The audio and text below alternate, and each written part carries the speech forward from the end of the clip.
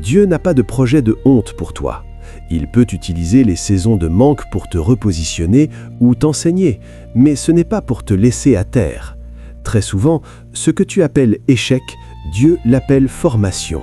Ce que tu appelles retard, Dieu l'appelle protection. Tu ne vois peut-être qu'une porte fermée, mais lui voit la destinée qu'il prépare pour toi. Il y a une chose que Dieu regarde avant ton compte bancaire, c'est ton cœur. La pression financière révèle souvent ta confiance réelle en Dieu, tes peurs et ton identité. Te définis-tu par ce que tu possèdes ou par qui tu es en Christ ? Parfois, Dieu permet une saison de brisement pour te détacher de la peur du manque, pour te sortir de mauvaises habitudes ou pour te rapprocher de lui.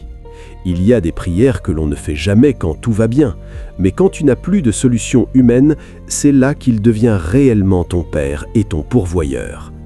Dieu n'est pas en train de se venger de toi, il est en train de te préparer. Je ne vais pas te promettre que tu seras millionnaire demain, mais je peux te dire ceci. Dieu peut te donner une idée, une stratégie, une connexion qui transformera peu à peu ta situation. Ce processus commence souvent par un acte simple, revenir à lui. Je t'invite à faire 3 choses. Premièrement, sois honnête avec lui. Dis-lui « Seigneur, j'ai peur. Seigneur, je suis fatigué. » Il préfère un cœur vrai qu'un discours religieux. Deuxièmement, choisis de lui faire confiance. Même si tu n'as plus de force, dis simplement « Seigneur, je choisis de croire que tu ne m'as pas abandonné. » Troisièmement, sois ouvert au changement.